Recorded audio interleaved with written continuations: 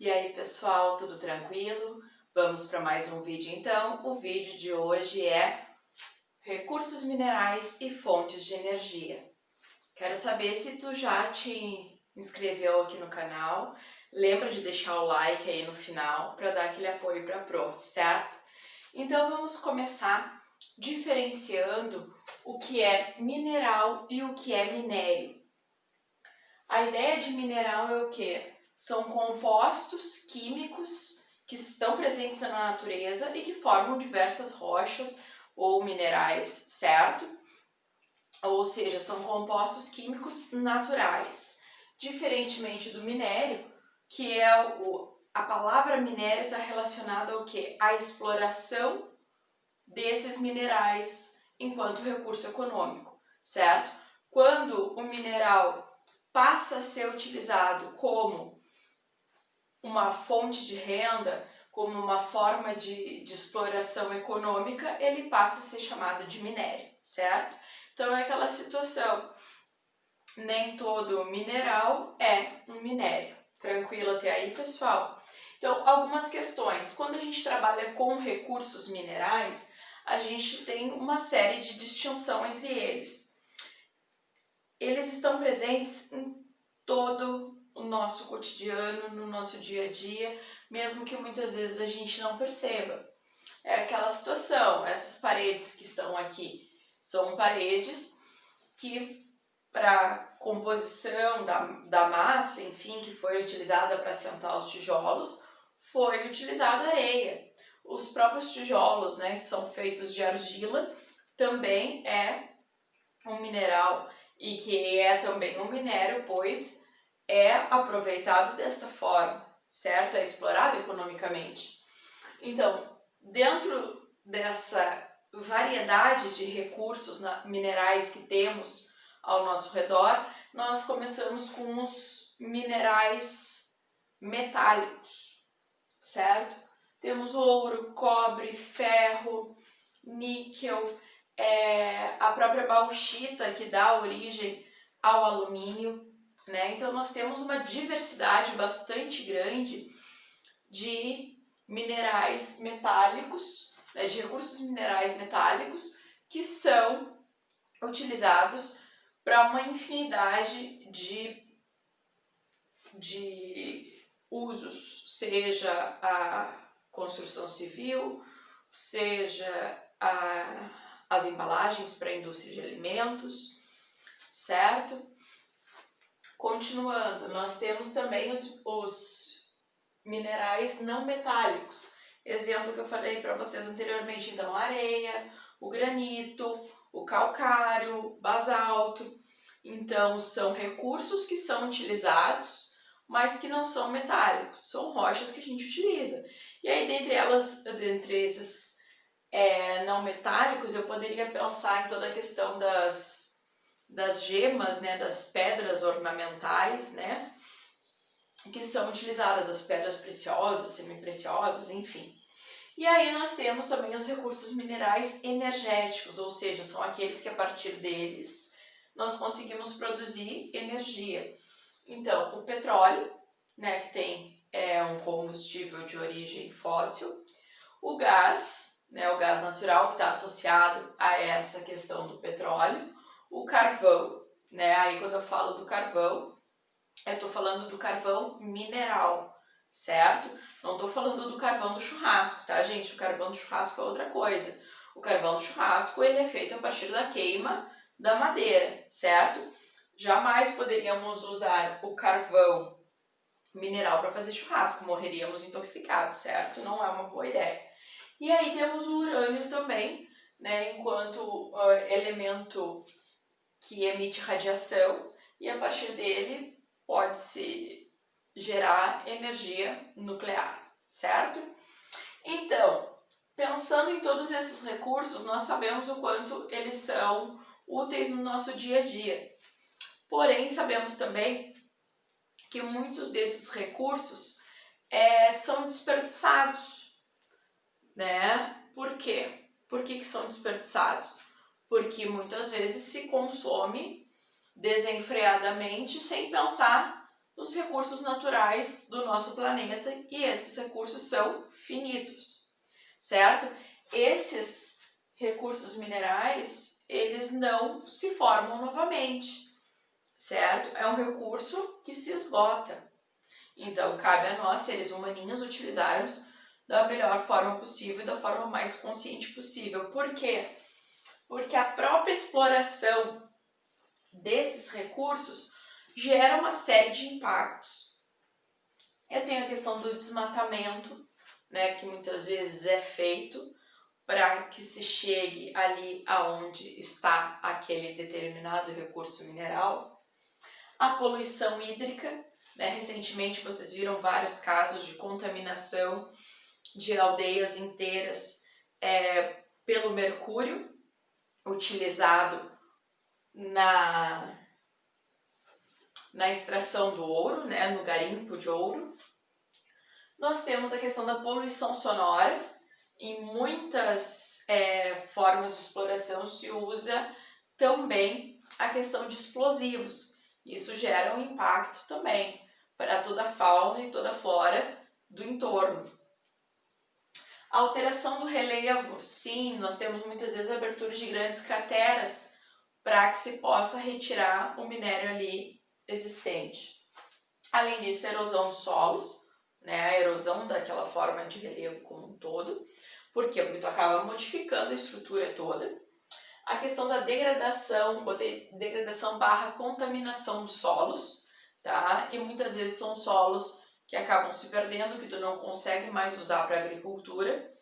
Pensando em Brasil atualmente, né, solos acabam sofrendo bastante com as atividades praticadas. E se a gente vai pensar no atual governo, né, desde que assumiu do ano passado para cá, foram liberados mais de 800 agrotóxicos, além de todos que já eram utilizados aqui no Brasil. Então, o governo, nós tivemos no atual governo mais agrotóxicos liberados do que dias de governo. Olha só, né, que tenso, eu diria, no mínimo, né? Aí, quando eu falo aqui da degradação e contaminação dos solos, eu posso pensar também no mercúrio todo, que acaba também contaminando o solo. Ele é lançado nas águas, mas ele acaba contaminando a área toda ali. Além disso, o mercúrio entra na cadeia alimentar. Então, provavelmente, tu já tenha comido alguns peixinhos na vida. E muito possivelmente, eles estavam contaminados com mercúrio, certo? E o atual governo acha bonito jogar mercúrio na água para garimpar. Como é que ele chama mesmo? Faiscar. É tenso, né, gente? É tenso se pensar que os recursos naturais estão sendo utilizados de uma maneira tão irracional e que populações são muito afetadas. A questão do impacto social. Então, como eu falei das aldeias indígenas que são contaminadas pelo mercúrio dos garimpos, a própria questão agora esse ano, em função da pandemia, muitas aldeias acabaram sendo contaminadas pelo vírus, inclusive pela circulação de garimpeiros invadindo essas terras indígenas. A gente tem o impacto, o deslocamento das pessoas, muitas vezes desses locais, né? A área como um todo acaba se desvalorizando, acaba sofrendo uma série de impactos e a população acaba se distanciando, quando não é obrigada a se distanciar de forma mais violenta. Né? No caso do garimpo nas aldeias indígenas, muitas lideranças indígenas foram mortas, pois não aceitavam o garimpo em suas terras. Lembrando que o garimpo em terras indígenas é proibido por lei. Né? No Brasil nós temos uma Constituição e ela proíbe, certo? Continuando aqui, gente.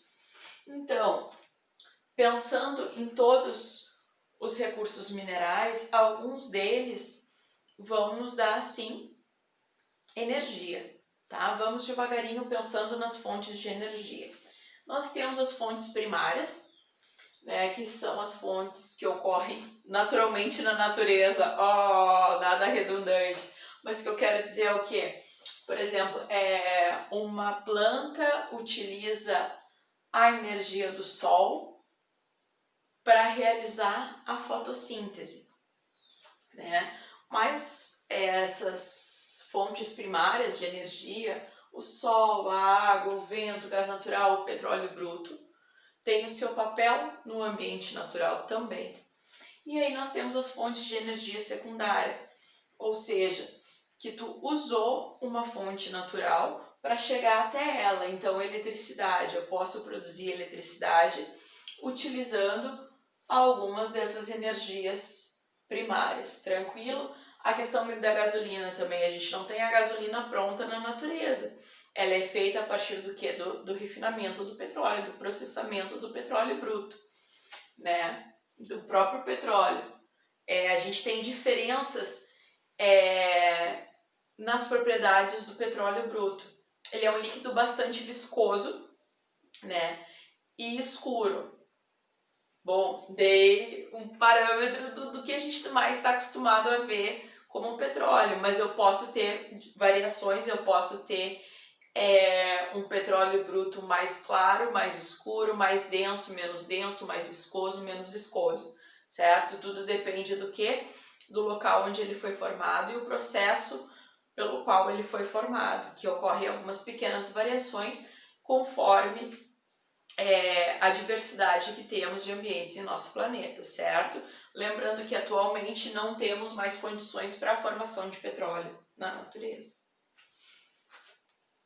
Aí, quando eu falo de fontes de energia, eu penso em fontes de energia renováveis e não renováveis, certo? Então, quando eu falo de fontes de energia renovável, a questão da energia solar hoje, ela é muito interessante. Por quê?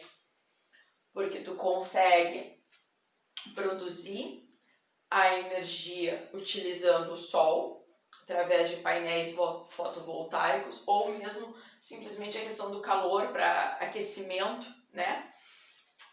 De água, por exemplo, pode-se usar. Já tive a oportunidade de conhecer lugares que as pessoas faziam no teto do estabelecimento, né? Na parte do telhado, um sistema todo de encanamento, era um labirinto de encanamentos. E aí o que acontecia? O sol batia ali e aquecia a água e as pessoas tomavam banho com água quente só naquela construção super simples. A questão então da eletricidade produzida pela energia solar. O Brasil é um país que tem muitas horas de sol por ano, então a questão da energia solar no Brasil é bastante interessante.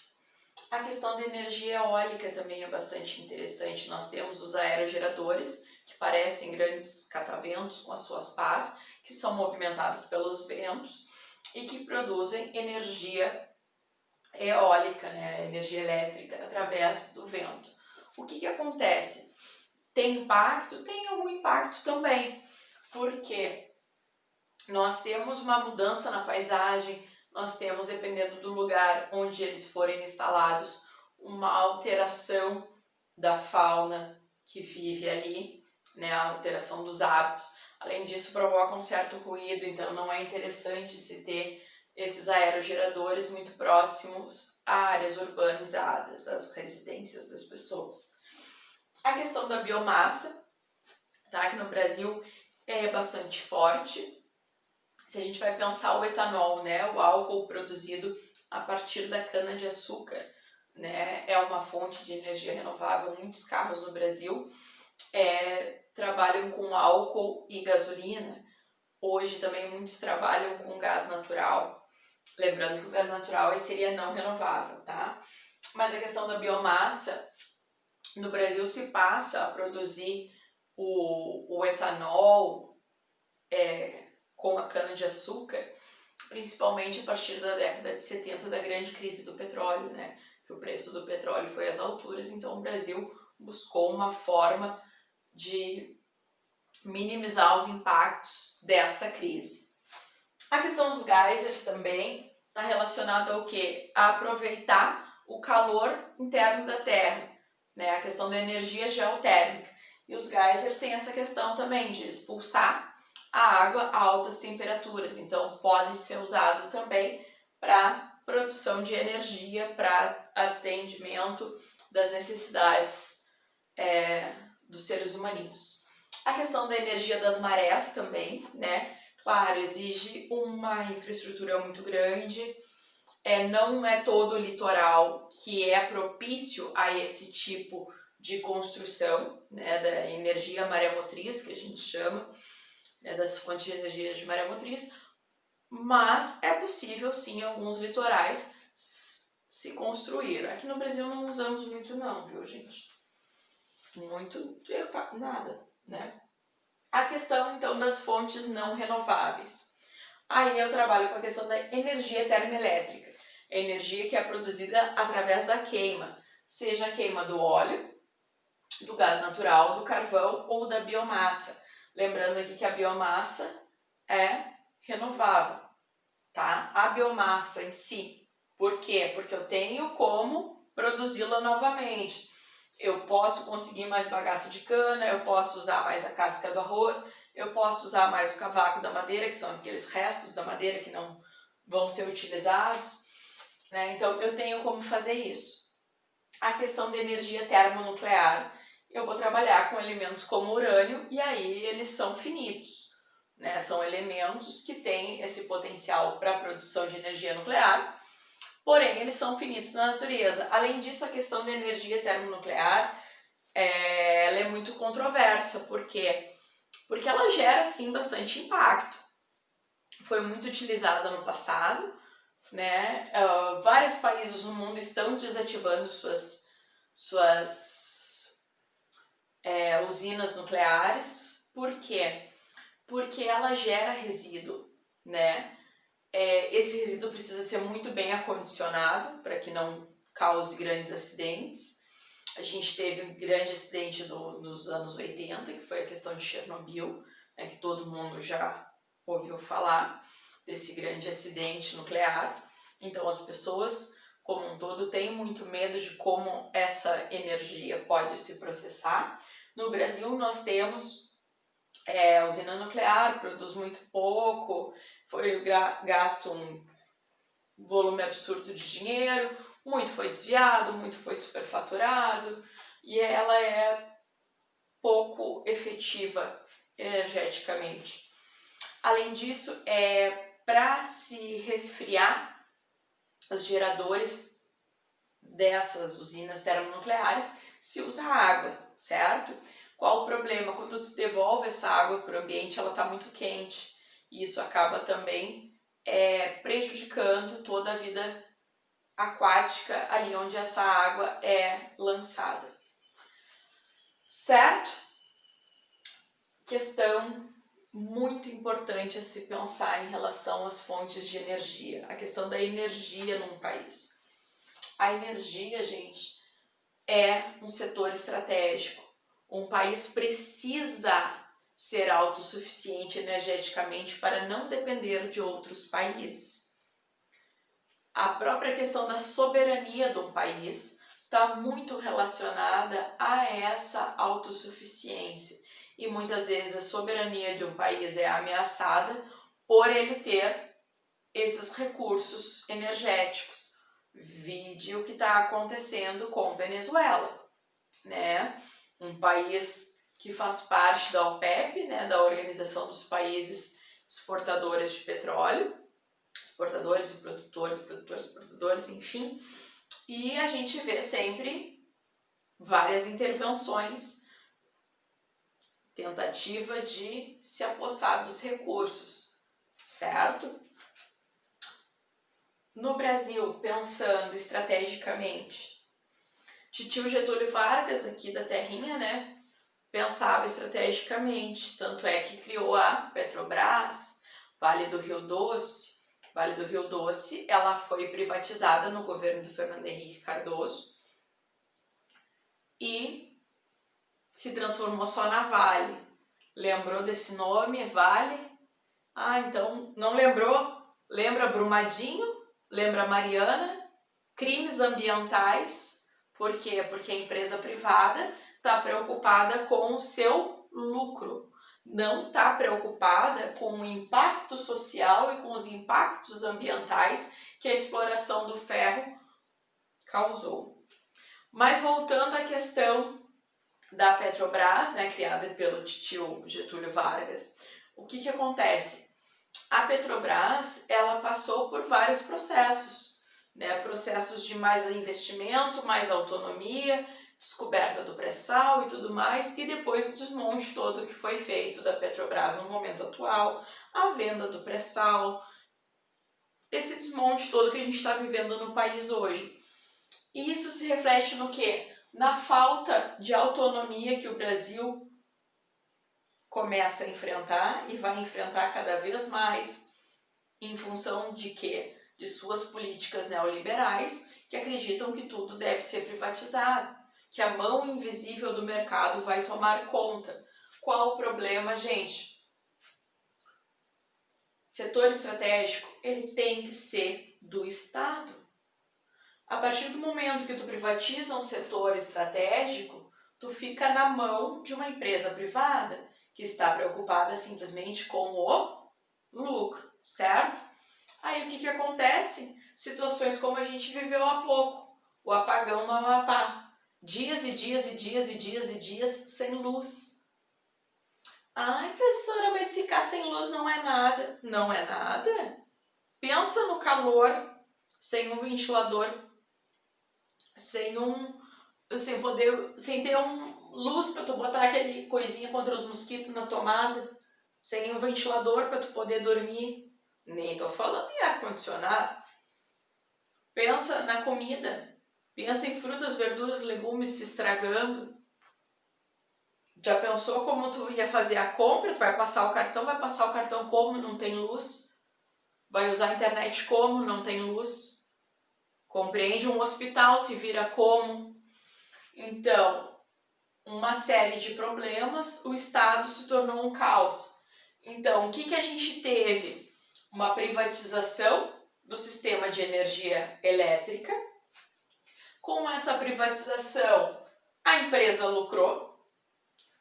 O governo da época que fez a privatização também deve ter embolsado uma boa grana, né? Porque a gente sabe que isso acontece.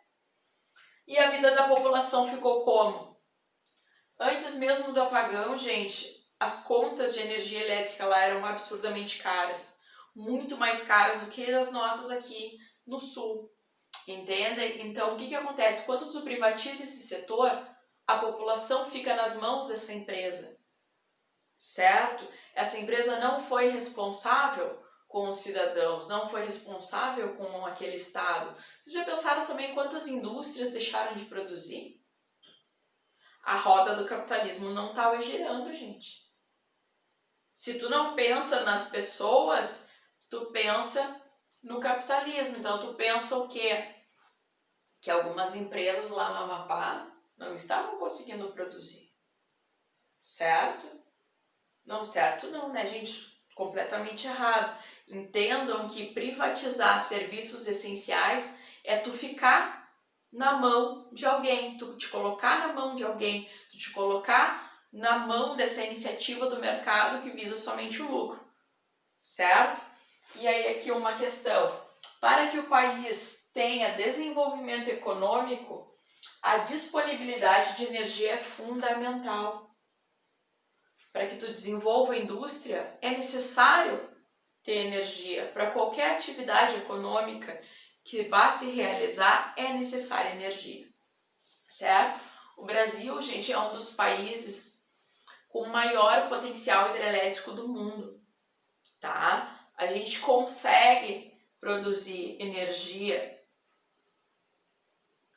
porém a gente está entregando essa produção, essa distribuição de energia na mão de empresas privadas. O Estado fez todo o trabalho, fez todo o investimento do dinheiro dos nossos impostos nessas estatais, nessas empresas que produzem energia e distribuem energia. Agora, depois de tudo pronto, feito, funcionando, a gente entrega na mão das empresas privadas para que elas destruam todo o patrimônio e lucrem E aí, quando dá problema assim, como aconteceu lá na Amapá, esse apagão, quem foi resolver?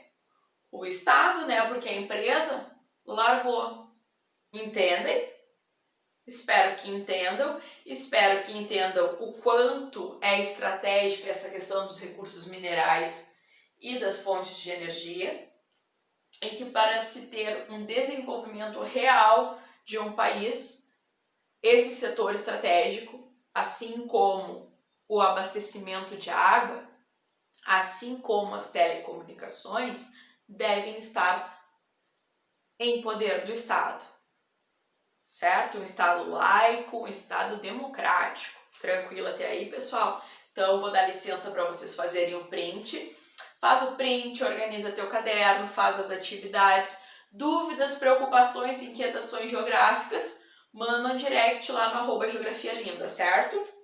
Faz o print. Fez o print. Beleza, então, galera, beijo.